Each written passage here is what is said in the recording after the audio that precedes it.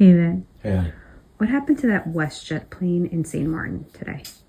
So really all we know from video footage and air traffic control communications is that it landed in St. Maarten on runway 10 and the gear collapsed. Now, this was WestJet flight 2276 en route from Toronto to Princess Juliana St. Maarten Airport.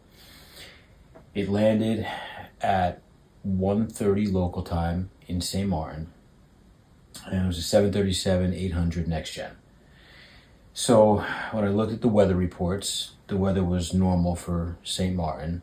Winds out of the east-southeast at 13 knots, and there was a 12-knot headwind component and 5 knots of crosswind from the right. Standard and well within limits for any commercial airplane.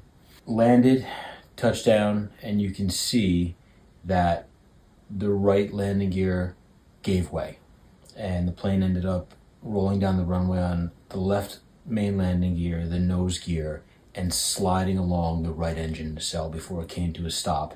And the pilots called for CFR, crash fire rescue, and all 164 passengers, including the flight crew and in-flight crew, all evacuated on the runway via the emergency exit slides. So really, when I looked at the video footage, the only thing that really stood out to me, because their descent rate didn't seem excessive enough to me to cause that type of damage.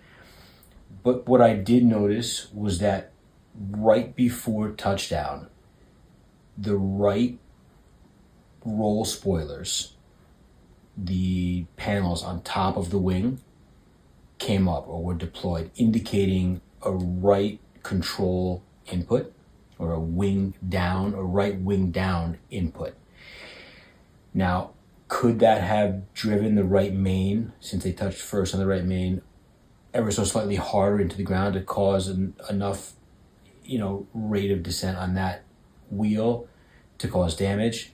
I don't know. But then I saw what seemed to be a photo of the airplane from the right-hand side after it came to rest on the runway, and it does seem like the right main landing gear strut buckled the top of the wing, or came through the wings. It did some pretty gnarly damage. So whether it was a maintenance failure or a bad control input or a microburst, there were showers in the vicinity, or some wind shear, I have no idea. All we know is that it hit the runway, the right landing gear collapsed, and everybody evacuated safely. We just have to wait for the investigation. But the good news is everybody's out with no scratches. Thanks, Pilot Vinny. You're welcome.